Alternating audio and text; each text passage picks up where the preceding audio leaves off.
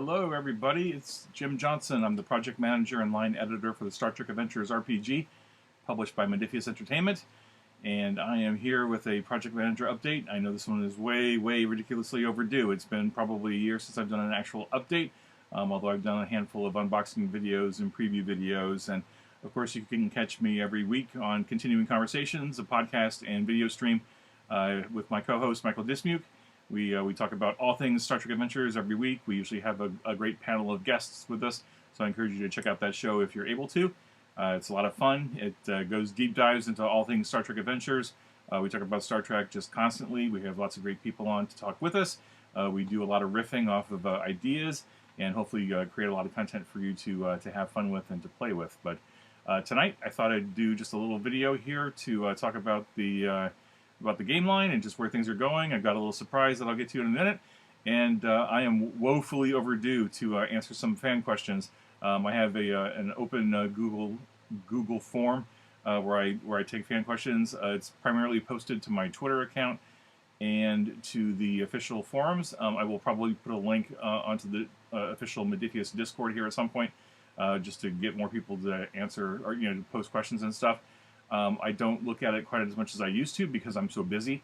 I mean, there's just so much going on with the Star Trek Adventures right now and the line. I've been busy for a long time now. In fact, I was just talking to my friends on a upcoming podcast here pretty soon, and I made the comment that when I got the project management job in August 2019, I got busy right away working on the Klingon Core rulebook. And I haven't really stopped since then. It's been constant movement from one product to another, one project to another project to another project, and so there's really been no break. And it's a lot of work and it's a lot of fun. I will admit I probably got close to burnout a couple times, but managed to pull through it. Just found new invigoration every time the fans are excited about a book, or anytime my writers and my freelance team and my staff team, everybody else at Modiphius, they get excited about something. It just keeps me buoyed and keeps me going. So having a lot of fun here now. We're almost halfway through 2023, if you can believe that. I can't believe it. The time is just flying by. But anyway, so quick update. So just to kind of bring things up to speed, last year we released the Discovery campaign guide, first and second seasons of Discovery. I encourage you to check that out. Even if you're not a big fan of Discovery, if you're a fan of Star Trek, you're going to love the book because there's a lot of content in there that bridges Enterprise to original series, including Discovery Season 1, Season 2, even a little bit of foreshadowing for Strange New Worlds, right? Because, of course, Pike and Una and Spock, the reimagining of those characters, are all in there. So check out that book. And then we did Utopia Planitia. It's been a very popular book so far. It's been a big hit. The collector's editions are almost sold out worldwide, so if you haven't gotten a copy yet, I'd suggest jumping on it when you can.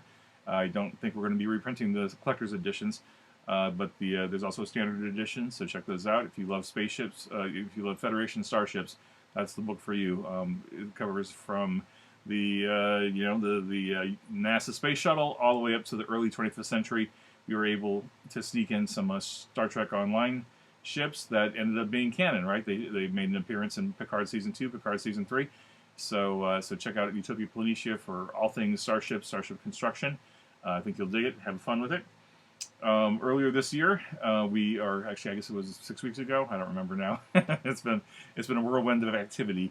We announced that we have the license to Lower Decks, so we were able to add Lower Decks to the wheelhouse, the Star Trek Adventures wheelhouse. Super excited to have that license.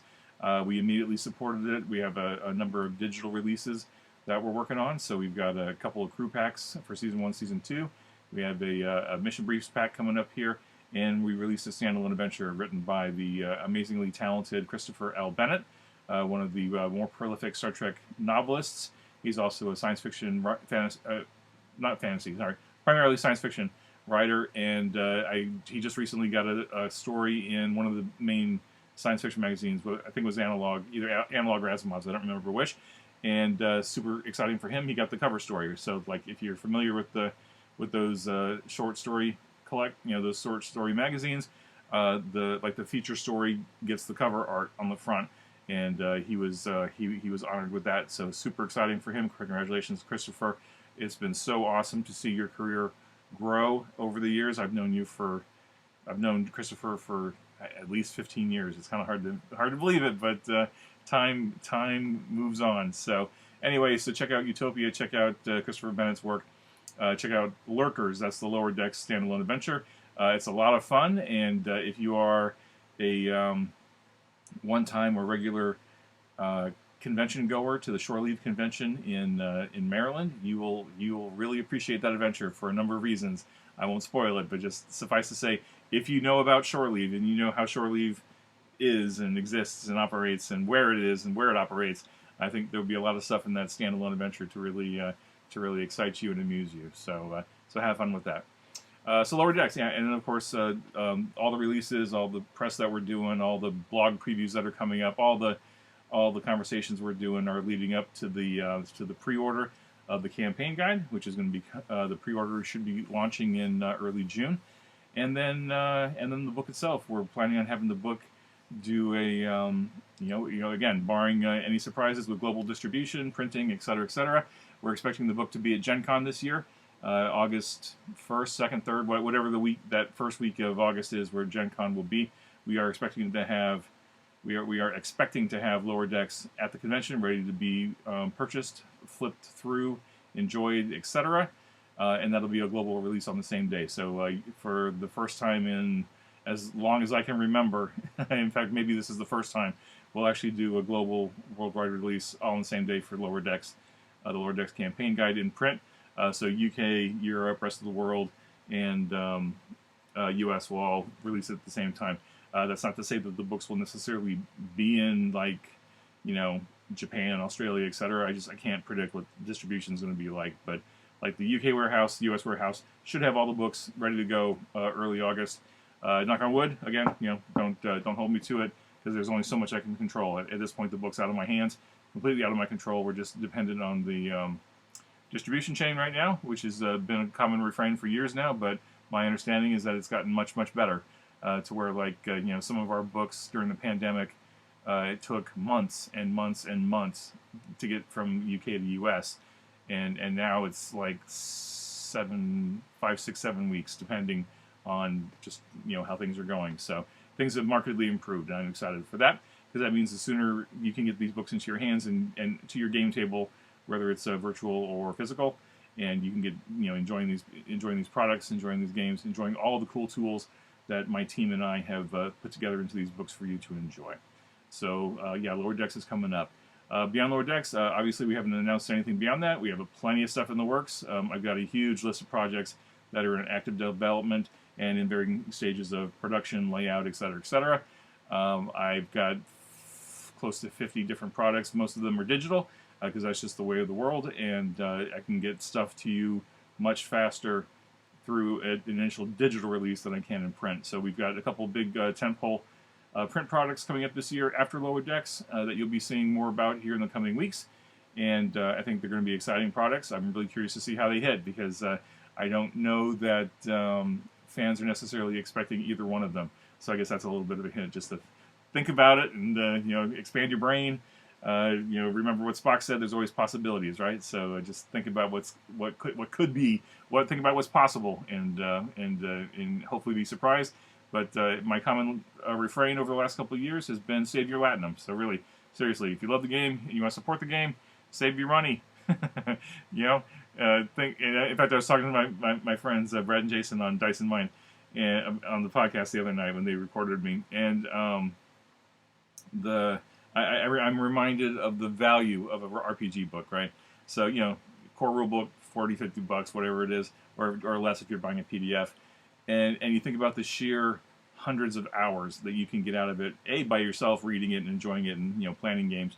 But then you get like a group of 3 to 5 people, and they're all getting hours and hours of enjoyment out of it. So that, that one core book could feed your entertainment dollar for years, right? I mean, seriously, like especially Star Trek, right? And this is not to praise ourselves unnecessarily, but like for Star Trek Adventures, really all you need is the core rulebook, a core rulebook. You need the standard core, or the Klingon core, or the Rules Digest.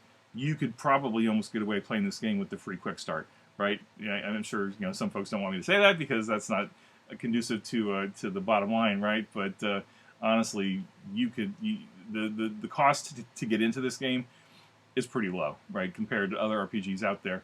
And like literally every single book that we've released since the core rule book is supplemental, optional, nice to have. So like if you're new to the game and you're like, oh gosh, what do I buy? There's like 30, maybe not 30, there's like 25, 26 print products now, right? What do I buy? You know, like there's so many options, there's so many things. And honestly, get the core book and then like build from there and just decide where you want to go.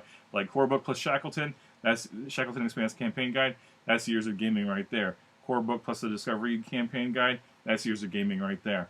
The core book plus the new Lower Decks Campaign Guide, Years of Gaming right there. Just depending if that's the kind of game that you want to run, then you know, there's just so much potential here. And again, I was just reminded of the value of a good RPG book. I mean, it's even true for Dungeons and Dragons, right? You get yourself a Dungeon Master Guide, a Player Handbook, and a Monster Manual. Those 3 books, and your own creativity to build the setting and whatever you want. You're done, right? Like that's Years of Gaming right there. Same is true for Pendragon. I'm looking at my shelf over here. Pendragon, and select a few others. I don't collect RPGs quite like I used to because I just don't have the space. And as you can see behind me, I'm really a big history buff. And I'm loving the history a little bit more these days than just like having random RPG books on the shelf just to have them on the shelf. I'm happy to get them out of the house and give them to people who are more likely to actually do something with them, other than have them collect dust. So anyway, that's a digression. Apologies. So yeah, Lower Decks. Let's do the little show and tell here. So I've been posting on Twitter and the official Modiphius Discord. I've been posting little teasers about, I don't have them handy, but about 3 weeks ago we sent the print proofs, or we sent the print ready files to the printer to print Lower Decks.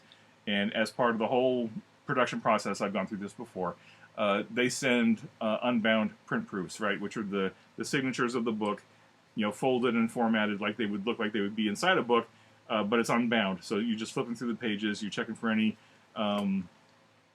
deal breaker type of stuff, like glaring typos, color screw ups, offsets on the printing and the design. If there's any bad cuts or bad designs or something. If we completely whiffed and miss a footer, or if we miss something important, we're trying to look for the showstoppers, or like the really important stuff. Because by the time I get the print proofs, they're like literally ready to hit the print button on thousands of copies of books, right? So so I got the print proofs a few weeks ago, and I was like, well, now that we've said, we've given the printer our approval, what do I do with these print proofs, right? Like, it's just paper now. But I started taking pictures, right? So I took some strategic pictures of different sections of the print proofs and posted them on Twitter and on the Discord, just to drum up some excitement and drum up some interest and just give people a little taste of what's coming. And they've been well received, which I'm always grateful for, because I love the fans, and the fans are always find a way to get excited about our new releases and stuff. So great. So that's been going great. And then also as part of the whole deal with getting work with the printer, the printer also sends a print copy, right? A print proof, a full-blown print proof. And so my package arrived today, and so I thought, like literally it arrived today, and within 2 hours ago, the shipping company showed up at my door and said, well, here you go, here's your package. And I thought this would be a good opportunity to share it with you, right? So right now I'm going to open this, and they were supposed to mail it to my mailbox, my business mailbox, and unfortunately the company that I have my mailbox with, they closed at 7, right? And the shipping company tried to deliver at 7:30. And, of course, there was nobody there. And so they were like, well, okay, now we got to reschedule it. And I was like, well, screw it. Just deliver it to my house, right? So I did the little online nonsense with the little app, and it just had it delivered to my house. So here it is. So it's double sealed for my protection, I guess. And now I've got it, take it out of the second wrapper here. And, of course, it's lovingly wrapped in bubble wrap so that it doesn't get completely wrecked. And I could sit here and play with the bubble wrap, but who wants to do that, right? That's just That'd be unnecessarily cruel, wouldn't it? All right, so this is kind of the weird, kind of fun thing about being the project manager on this game line, is that our books are printed in Lithuania, and oh my gosh, this thing's heavy! Holy cow! Why is that so heavy? Anyway, so our books are published in Lithuania, or at least this run was, and from Lithuania, the big shipment, right, the big bulk shipment of thousands of books, those all go to the UK warehouse first, and then from the UK they get on a boat, and then they come to America, and then they get distributed, all over the place. So what that means then is that there are people in Lithuania and Europe, and very, very soon now at our UK warehouse, if they're not already there. I don't think I've gotten confirmation that they're there yet, but like right now, there's a small number, well, small, I'm Pac-Man, I guess. There's a small number of people in the world who've actually seen a completely bound copy of this, and this is, without a doubt, this is the only bound copy of the Lower Decks campaign guide in America, which is kind of cool, but it's also really weird. Like, I still haven't quite gotten over that that fact. And oh my, oh my God! All right, so anyway, so here, in all of its beautiful glory, beautiful 240-page glory, is a complete copy, completely bound, beautiful copy of the Star Trek Lower Decks campaign guide, with the heroes on the front there. You got Mariner, Boimler, Tendi, Rutherford, looking very excited, and hopefully that cover will look familiar to those of you who've been with Star Trek Adventures either from the beginning or have gotten into it recently. That cover should be familiar, and I will go ahead and spoil it. If you hang on one second, give me a minute. I should have been prepared, but I wasn't. But anyway, so I have to give all the credit to Nathan Dowdell, the developer of the 2D20 system, because while I was working on the layout with the designers, doing the initial concepting for what this book was going to look like, from a design standpoint, he thought it would be awesome if we could find a way to echo the core rulebook cover in the Lower Decks cover. And so I put together an art brief, and I talked to my art director, and I said, "Can we do this?" And as it turns out, yes, we could. So it might be really hard to see, but of course the classic cover is an away team checking out a Tilakal glowing pillar there with the pentagonal archway in the background that's glowing, with some spooky background, some environment in the background there. One of them's got a phaser rifle, one's got a tricorder, one's just checking out the pillar, yada yada yada. That's well familiar. We've known and loved this cover for 7 years now, 7 solid years, if not longer. And I'm going to be very gentle with that, because that book has seen me through good and ill. So here we are, Lower Decks, the actual book. And I know that I got some friends who are like, "Oh my God, you have a copy? That's so wrong." But it is what it is, and it's one of the few perks of the job. So I get to enjoy it. So yeah, so Lower Decks bookmark. So for those of you who are discerning collectors and love you some bookmarks in your books, it's a small additional price to pay. And sometimes it's not necessary, but you know what? I thought I like bookmarks in my books, and I had the budget to make it work, and so I put a bookmark in there. And yeah, so you'll have seen the well, hopefully you'll have seen the print previews, and I'll just give you. Let me just find a page here. Just one page. Here we go. Of course it is. Of course, it's the Pac-Leds. It's the Pac-Led Queen. It's some Pac-Led, some staff blocks of Pac-Leds, right? Of course it is, because it's Lower Decks, and it's me, and it's Pac-Leds, and I love Pac-Leds. I don't know why. I love them. Anyway, so Star Trek Lower Decks campaign guide. In about a month, you'll be able to pre-order this, and then in a few months, you'll have your copy in your hand, and you'll be able to be excited too. Of course, with all of our pre-orders, we fully intend to deliver you the PDF ASAP, like the moment you, well, maybe not the moment, but within a few minutes of you hitting the purchase button on the pre-order, you'll get yourself a PDF. I see no reason why we wouldn't be doing that now. The PDFs are pretty much done. We're just finalizing the bookmarks and the interior page number clicky links and all that stuff. So yeah, Lower Decks, super cool. I'm excited. I cannot wait for you all to get that in your hands. And then more to come on the other products for the rest of the year. Plus, looking into next year as well. So that's all the big news as far as like products and stuff go. So I think I'm going to switch gears a little bit here and jump over to. Let me close that window that you can't see. That's good. Like I said, I have an open Google form that I take fan questions and I try to answer them. This was started well before we even created a Discord for Modiphius and for Star Trek Adventures.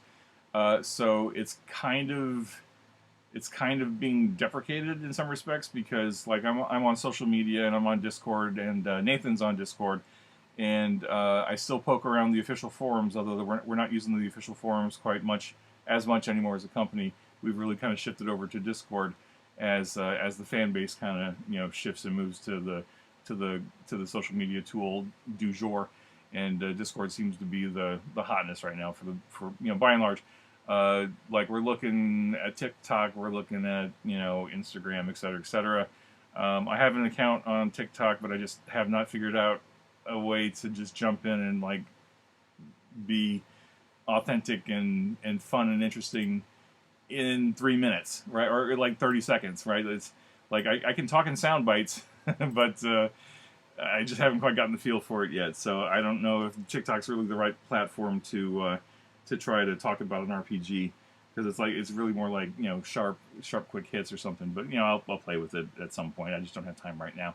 I love to talk about Star Trek, and so these long-winded videos are just better for me right now. And you are all so tolerant, which I'm very grateful for. You keep coming back for more. So, anyway, let's go look at these questions in here. And I apologize. I am not technologically sound enough to flip from my movie to a screen recording all in the same thing. I'd have to do like a separate recording. I don't really feel like doing it because I'm a one-shot wonder. I do these videos. I don't do any recording. I mean, I don't do any editing. I just throw it up on YouTube just for y'all to get the benefit of it and to get the information that I'm trying to impart to you in my rambling, long-winded way, as I tend to do. But I will try to be concise here as I roll through these questions. And just looking at these questions, gosh, I have not done this in a long time. So some of these initial questions, especially, are going to be like, yeah, we knew that like a year ago, Jim. So apologies. I will work my way through these, and then I will delete them, and then I'll be ready for a new batch. So if you go to my Twitter, it's @scribe_Anetti. If you go to the Discord, I don't think there's a link on the Reddit, but on the official forums, I think there's a link. My pinned post on Twitter is the link to this. So by all means, if you don't feel like going to Discord and asking a question and having a good shot of either myself or Nathan answering it real time, or even one of our knowledgeable fans, like this game is so well supported by the fans now that there are plenty of fans out there who can rattle off these answers easily just as fast as myself or Nathan, and maybe even faster because Nathan and I aren't on the Discord or the forums all day long, right? Like, I mean, I'm not even sure I want to be, but because I just don't have time. I just got so much work to do. But anyway, so yeah, if you want to use the forum to ask a question, sure, by all means, go right ahead. Or just go to Discord. But let's go ahead and just jump through these here. So Gertie in Toronto says, will the upcoming digest-sized core rule book be available as a separate PDF? So that would be the digest-sized core rule book that was packaged in the tricorder collector's box, which I've got right there. There is a paperback digest-sized core rule book in there, reformatted to the original series look and feel. And yeah, so that digest-sized core rule book, I mean, this is old news, right? The tricorder set came out last year. But yes, the digest-sized core rule book is available in the tricorder set. It's available by itself, because we printed extra copies just to sell it by itself. And it's also available as a PDF. So you buy the physical edition, of course you get the PDF for free. That's standard practice for Modiphius. But if you don't want to buy a physical copy, you can just go onto the Modiphius web stores or drive through RPG and just grab yourself a copy in PDF. I think it's like $15 to $20, something like that. So you just get it and you're good to go. So thanks, Gertie, for that. Apologies for taking so long to get to that question. Next, Captain Lucas Cunningham from Germany says, "Do you, Modiphius, are hunting for the lower decks license?" Yeah, well, we sure were. For like the moment the series came out, we were hunting for it, and it took Paramount 3 years to give it to us. And that's no slight on Paramount. It's just like licensing takes time, and they wanted to wait and see, like, was this going to do anything, or was the series going to do anything? And over time, they said, okay, here's the license, and we like what you're doing with Star Trek Adventures. We want you to take Lower Decks, and we want you to do something with it. So yes, we got the license to Lower Decks, and we're off and running with it. He's got several questions in here, all packed into one, which I guess is kind of a no-no, but why not monopolize it, right? So question one, are we hunting for Lower Decks license? Yes, we hunted for it. Yes, we were successful. Lower Deck stuff coming out. Is there a possibility to get species-specific talents for Romulans? Yep, grab the Picard Season 1 crew pack in digital format. The Romulan is in there. Although I've been telling you all for years that the Romulans were in the core rulebook. You just either didn't believe me, or you just wanted the one sheet to make it look good, whatever. So the Romulans are out there now. Next question, are more life paths for character generation planned? Yeah, I mean, every product we do has new life paths in it. The Discovery Campaign Guide had 5 or 6 new species. Lower Decks has 8 new species. Utopia Planitia did not have any because we focused on starships on that one. And then we have another product coming up later this year that will have more life path species in it. So yeah, more species coming. And then a little part of that question, are more species planned?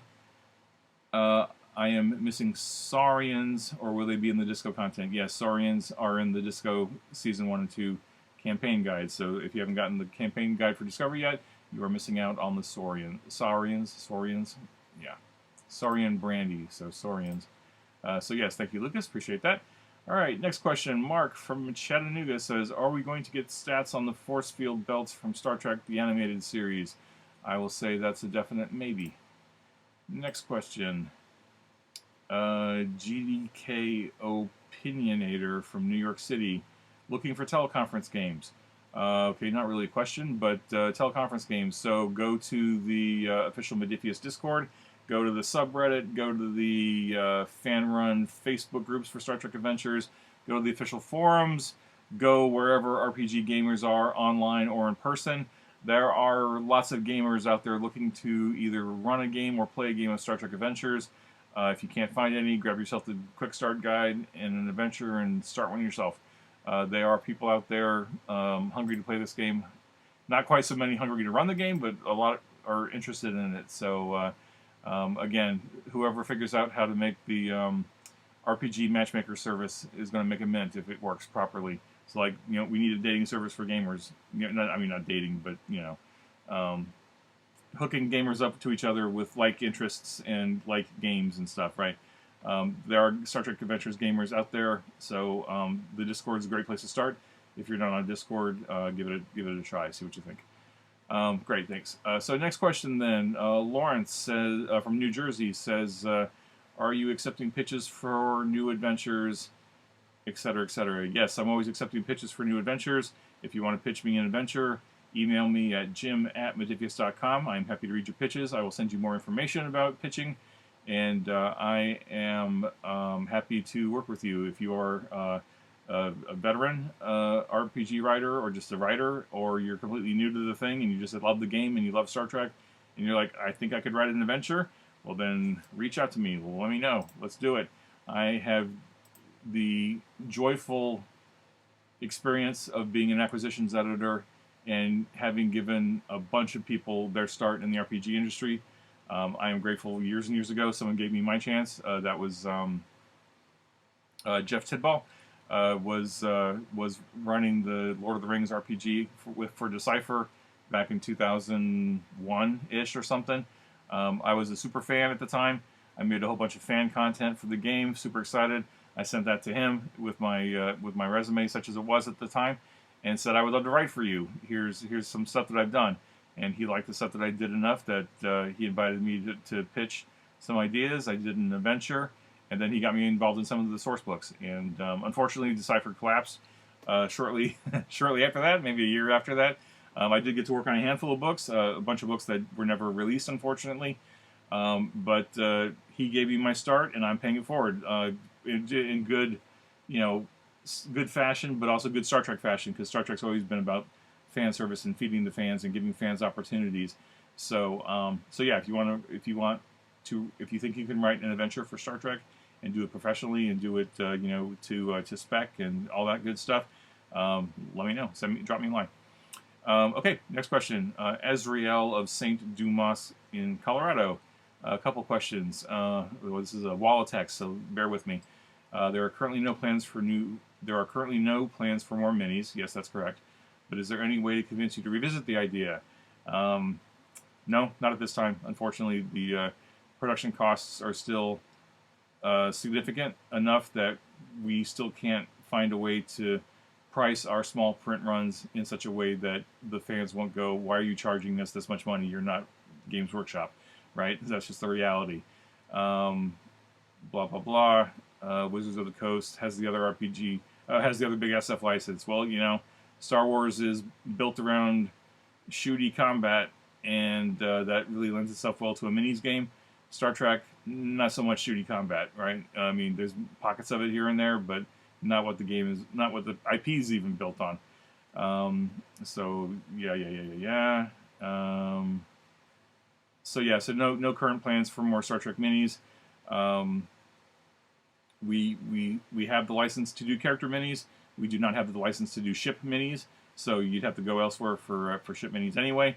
My understanding is that there are certain licensees working on more ship games, so I say stay tuned to the meta of Star Trek gaming in general. I'm sure there's something coming. But second question was about crossover stats and where to find them. I'm working on a mini campaign and need idea for. I don't know what a crossover stats are. I don't know if you're looking for crossover stats from Star Trek to Star Wars, or if you're talking about crossover stats from Star Trek Adventures to Fawcett to Last Unicorn Games to Decipher. Like, I don't know. Yeah, Ezriel of St. Dumas, if you want to try another question, maybe a little bit more specific, I'd be happy to try to answer it for you. But can't help you on that one, so apologies on that one. All right, next question, NPS Bob White from Florida. Any plans for a chronology of the Federation? So chronology of the Federation, I mean, there was a fantastic book some 20 years ago called Star Trek Chronology. I believe Mike and Denise Okuda put that one together. Maybe there's some other writers. I apologize if I got the writers wrong. But that was a fantastic reference for the time. That was largely pre-internet, and I think you've got lots of websites now that do the chronology very effectively and can be updated more frequently. Would Star Trek Adventures do a book just about chronology? No way. I mean, we would certainly put in a timeline in some of our books, maybe if it made sense, like the Discovery Campaign Guide had a 2-page timeline of the first 2 seasons, right? So we would do something like that, but to do an actual book just about chronology, not in our wheelhouse. So thanks for the question, appreciate it. Next question, and we're about a third of the way through, so indulge me.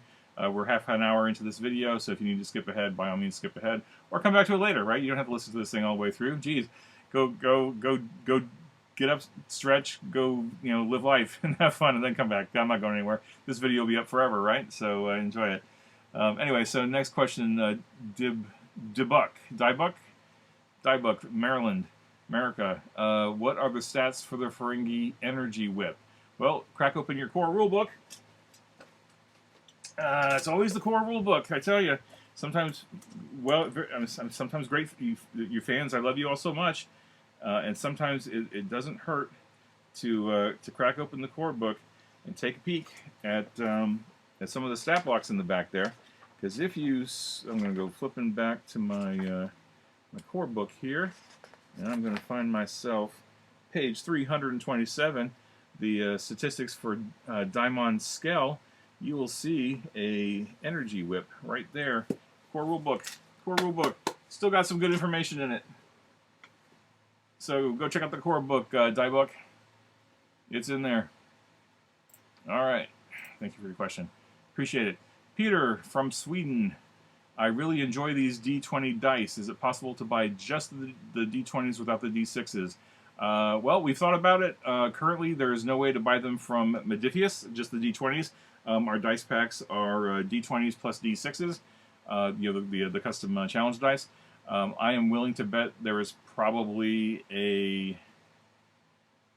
there's probably somebody on eBay or secondary market or something who's probably bought a bunch of dice packs and cracked them open and are selling the D20s and the D6s separately. That's just a guess. I'm sure there's somebody out there doing it.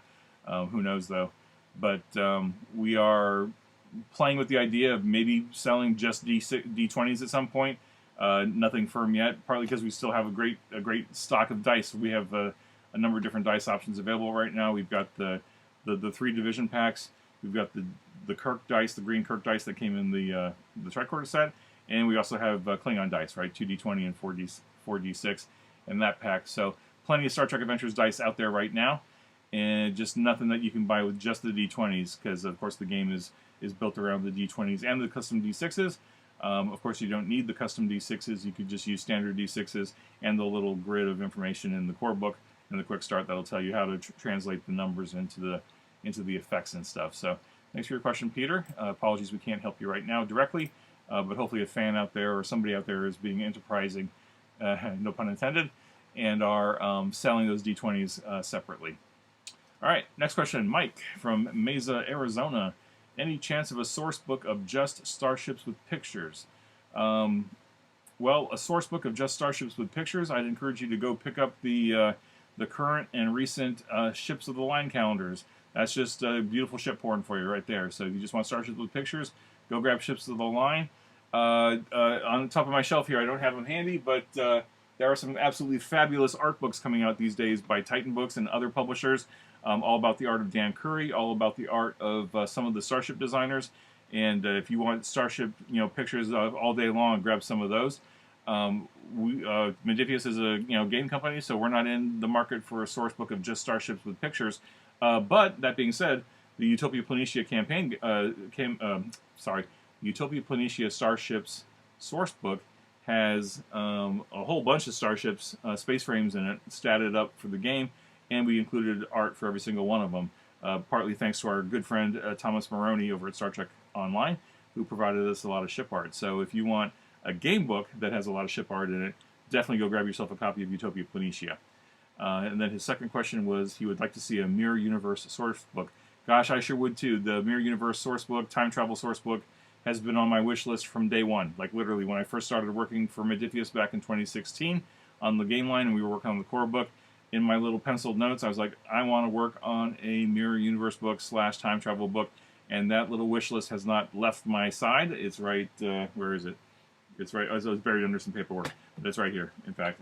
You know what, I'll indulge you. Because we're already half an hour in, right? You're with me. If you're still with me, you're still with me for the long haul. But here's a cheapo blank book I picked up off of Amazon back in the day.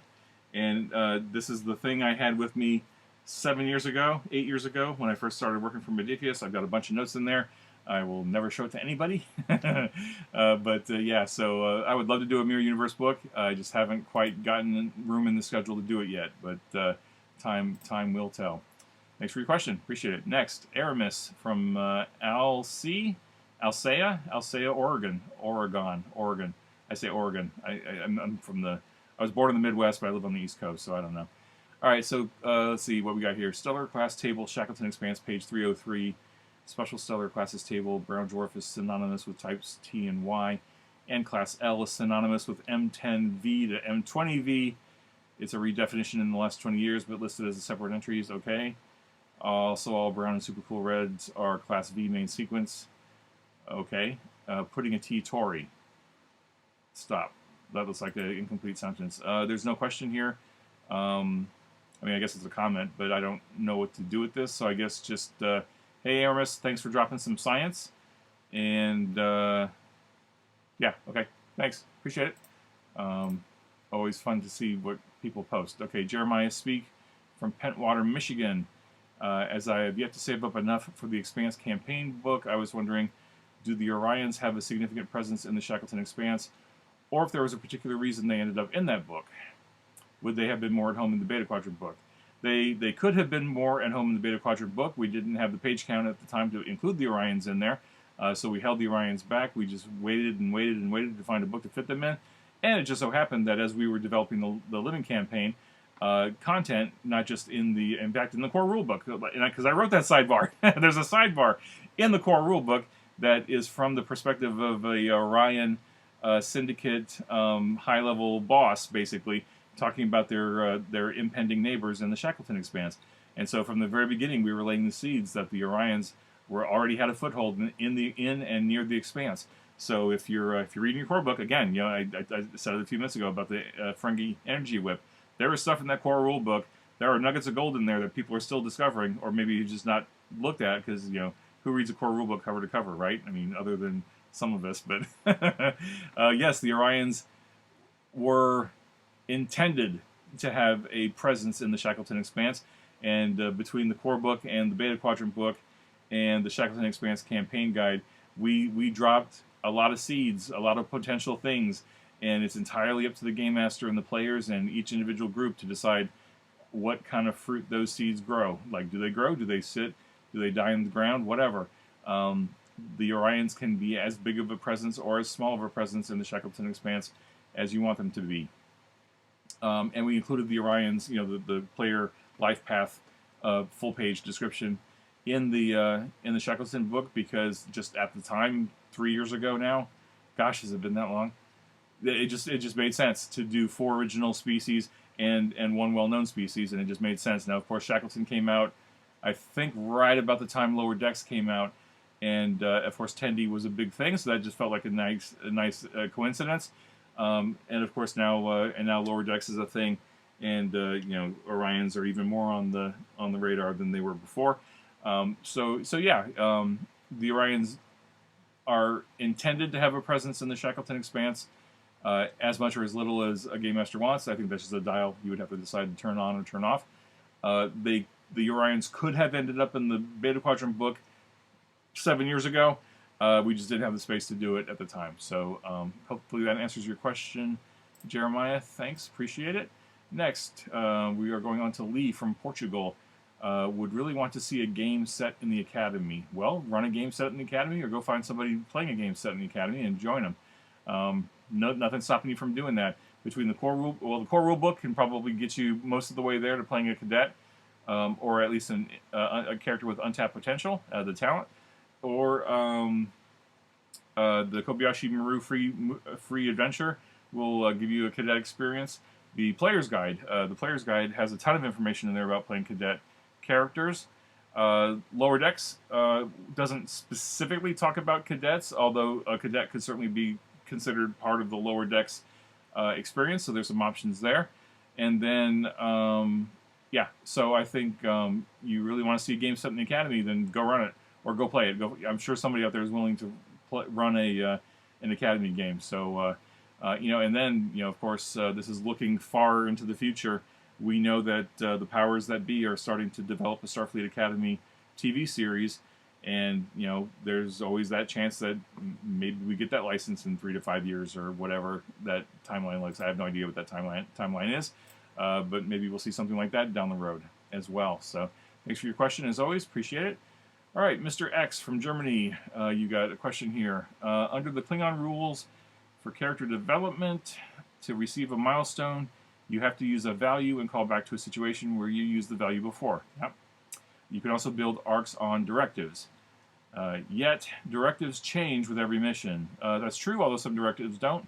But it just depends on the mission and the game master. Can you always call back to any directive, or do you need to wait for a mission where the same directive is repeated? Yeah, I would say if you're calling on a directive, it's got to be the same directive.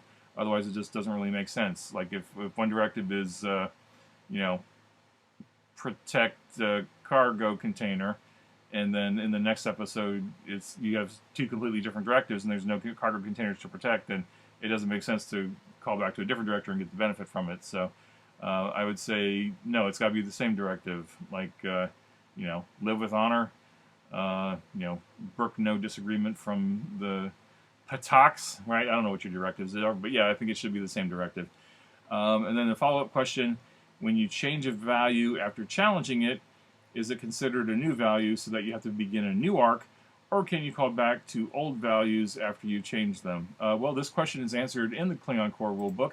If you hop on over to page 128, right-hand column, first paragraph, it tells you that you're calling back to either the same value if it didn't change, or in the case of values that were challenged and rewritten, you're calling back to the new value that was written, because theoretically it's still related, it's just not the exact same value. So, again, friends, core books are here to help you.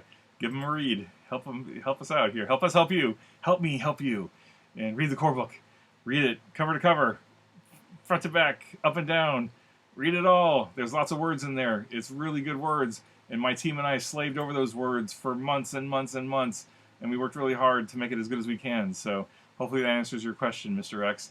Thanks for the question. Appreciate it as always. Next, we got Lonestra Neelan from BetaZ. Hey, good. Thanks for dropping by. We've got the question here. How does the telepathic projection talent work with immune to pain and or immune to fear? Trait combination for NPCs. Yeah, so if you are familiar with the Star Trek Adventures player guide, the player guide introduced some new talents, including some esoteric talents such as ESP, psychokinesis, and telepathic projection. Telepathic projection has a little element of it that you can use it to potentially create psychic noise as a form of attack. And this question is, so how does that talent relate to a character or an NPC who happens to be immune to pain and or immune to fear? Well, I think part of this is probably the classic Rule 0, GM fiat. Well, not GM fiat, but like GM decision / table rules, like whatever your group decides on. I think, in my opinion, just as the project manager and a GM, a lifelong GM, I think because the telepathic projection talent is creating basically a form of attack, like a phaser or something shooty or whatever, I think that would be trumped by immune to pain and or immune to fear. I think if someone's immune to pain, and I'm trying to inflict pain on them by using my telepathic projection, their immunity trumps my ability to hurt them. So that's how I would call it. You might choose differently. Your game master might choose differently. Other game masters, other players might choose differently. That's just my call on it. Do with it as you see fit. So hopefully that helps. Thanks as ever for the question. Next, this is from a head security officer in the Shackleton Expanse. Okay, well, hopefully you're enjoying that posting. Good luck. Vinshari have a talent named Silent Scream. It says damage 2 CD, but it doesn't say if you add security or if you have to add more Vinshari for more damage, etc., etc. Yeah, so treat this like the Vulcan nerve pinch. Like the Silent Scream itself does 2 challenge dice. The expectation is if you're using that as an attack, you would add your security score to that, just like you would any other attack. And I don't have it handy, but if I remember right, I think the Vinshari, I think there's either a species talent or just an innate ability where if there's multiple of them doing the same thing, there's a bonus damage, I think. I'd have to look it up. I should have pulled it up, but I didn't think to do so. But that should be in the Shackleton book. So check the stats on the Vinshari. If there's any questions or you need more clarification, let me know, and then I'll go back to the books and dig it up. But yeah, I believe first part, yes, absolutely add your security to the damage dice, and then I think there's a section in the Vinshari write-up that talks about multiplying the damage when you have more than one Vinshari screaming at you, which would be a trademark bad day for you, most likely, or whoever's getting hit with it. Next question is from Scott in Pennsylvania. Is it possible that we could see a Starbase 364/Narendra Station technical manual and or Narendra Station deck tiles? Well, like I said at the top of the show, Spock said there's always possibilities. So sure, it's possible we'll see a technical manual or deck tiles for Narendra Station, but is it likely? Absolutely not. We are still sitting on Starfleet and Klingon deck tiles that we printed 8 years ago, and we still haven't sold through them yet. So, again, because Star Trek Adventures is not a minis heavy game, mini-focused game. No plans for new minis, no plans for new deck tiles. It's just not where we are with the game. So thanks for your question, Scott. Appreciate it. We're almost done here. We just got a few more to go. So thanks for your patience. I know we're getting on to an hour. Oh my god. Oh my gosh. I just can't shut up about Star Trek Adventures. I love it so much. All right, Alan in Mount Pleasant, Michigan. Boy, I got a lot of Michiganers. Michigan. Yeah, I think it's Michiganers. I'm not going to indulge you to look it up, but I think it's Michiganers. Michiganites. Shit, I don't know. Anyway, so Alan, he asks, do Captain Moore and Lieutenant Commander Veoret from the Tricorder set really have the same discipline scores? Yes, I believe they do. I think the last time I looked at them, they do in fact have the same discipline scores. I touched base with the writer of those back in the dark. I mean, not the dark ages, but this was 7 years ago, and they said that was intentional. They didn't tell me why it was intentional, but it was intentional that Captain Moore and Lieutenant Commander Veoret had the same discipline scores. So yes, they do in fact have the same discipline scores. As always, Rule 0 applies. If you don't like it, Sharpie or pencil or Post-it note. Change them. It's not going to hurt the game. Do whatever you want. All right, next question. Fassifan from Nashville. I would love to see a supplement for merchants or merchant campaigns. Civilians, non-Starfleet folks, thanks. Sure, I would love to do a merchants and merchant campaign book or something of some sort. In fact, I was talking about that wish list, right? My little wish list right here. Merchants, non-Starfleet, near the top of that list 8 years ago, and it's still on my wish list. We did get a lot of information into the player guide about civilians and non-Starfleet officers and non-Starfleet people. So if you don't have the player guide yet, I strongly encourage you to check that out, because we put a lot of great options into that player guide that I think really expanded the possibilities for the game, to where you don't have to just play Starfleet, you don't have to just play Klingon officers, you can play literally any character that you've seen on a Star Trek episode or movie. You could probably find a way to stat them up using the core book and or a core book and the player's guide. As far as a merchant campaign, no plans yet. I mean, we don't, other than the Shackleton campaign, we don't really do big campaigns. We've done little ones in some of the supplements, and a non-Starfleet merchant campaign. It's on my wish list. We're just not there yet. We just don't have the room in the schedule just yet to do it. So maybe someday, but we'll see how that goes. So thanks for your question. All right, next, Elaine from Chateauguay, Quebec. I apologize if I butchered that. My French is not what it used to be. I used to be fluent in French, but it's largely left me behind. Anyway, what exactly is meant by you gain a trait with the name of the symbiont? How is that an advantage? Can you provide an example? Sure. Jadzia Dax is a Trill, and she has the Dax symbiote trait. So that means she's joined, right? So she's got the join trait, and her symbiote happens to be named Dax. And how is that an advantage? Well, Dax, as an entity unto itself, has a long lifespan and a reputation, and people know about Dax outside of knowing about Jadzia, right? In fact, we see this in Emissary. Ben Sisko is familiar with Dax from when Dax was with Curzon Dax, was with Curzon, but does not know Jadzia other than probably her Starfleet record. Meets her for the first time and knows that even though she's Jadzia and Jadzia is not familiar to him, it's also Dax, and Dax is very familiar to him. And so that is how the symbiont name is a trait that gets added to the character, and that can have an important bearing on the story, on your role playing, on subplots, etc., etc., etc.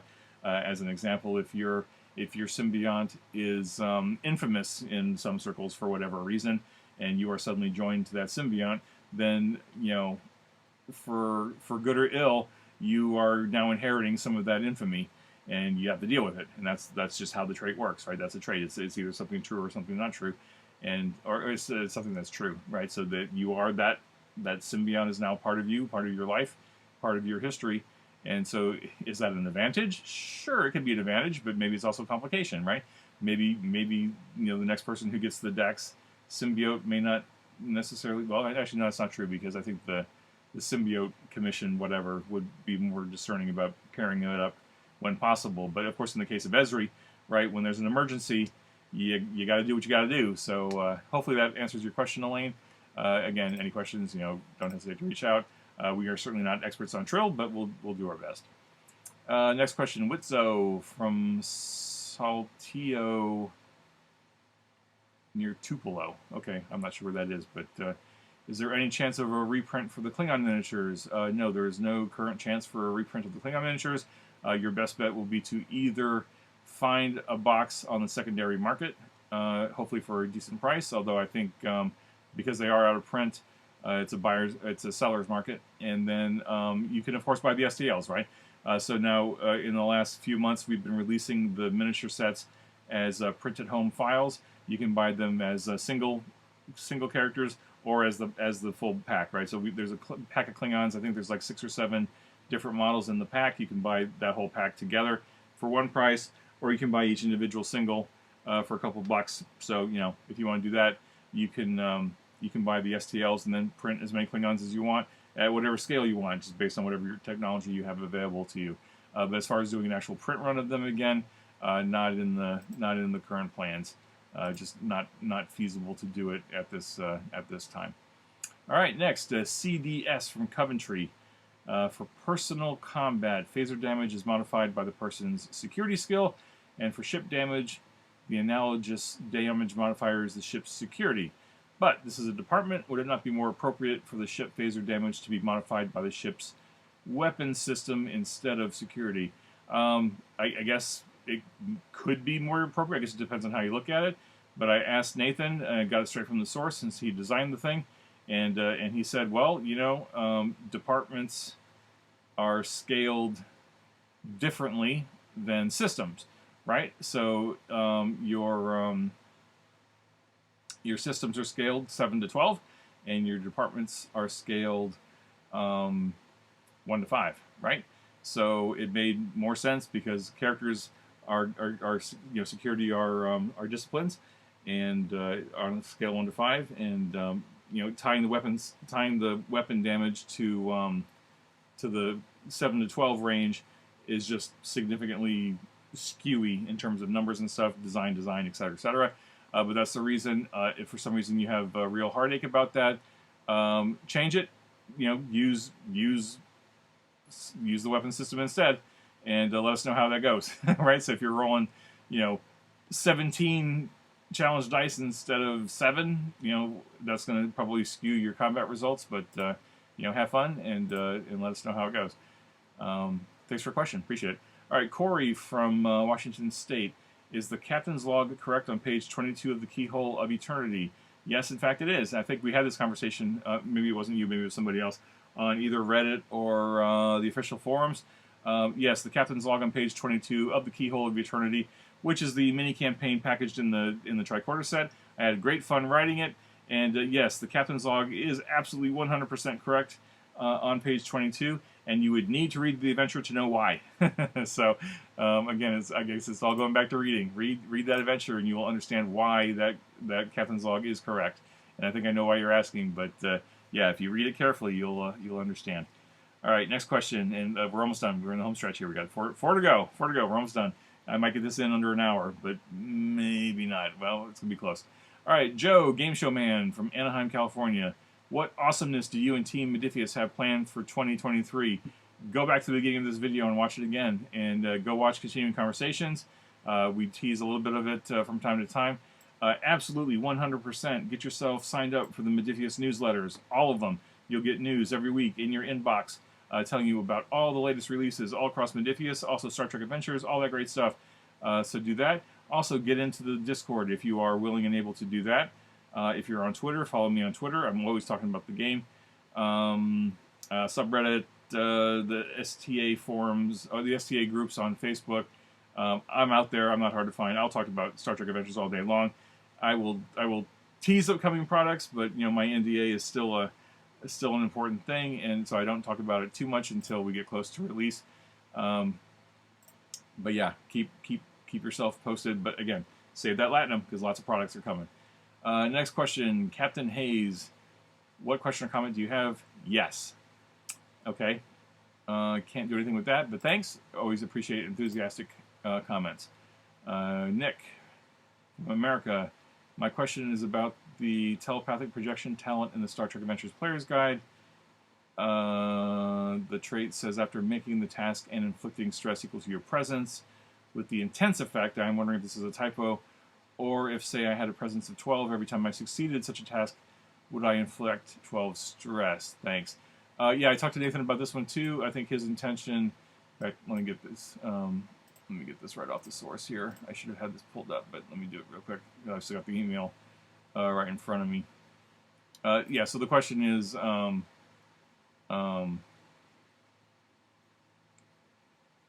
should it be stress equal to your presence? Or, because like if you have a presence of 12, you'd be doing 12 stress every time. Or is it something different? And Nathan's perspective was the talent is as he wrote it, although it would be 12 challenge dice of stress, not actually just 12 straight up stress. But in hindsight, he thinks that maybe half your presence score rounded up would be a better fit.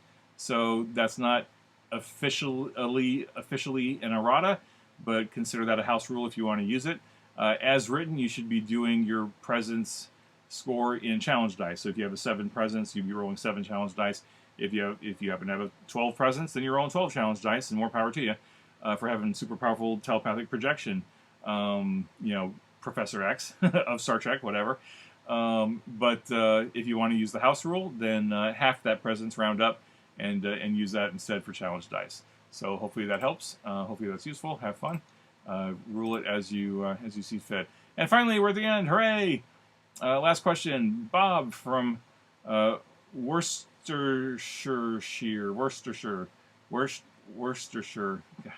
Boy, even after umpteen decades on this earth, Worcestershire.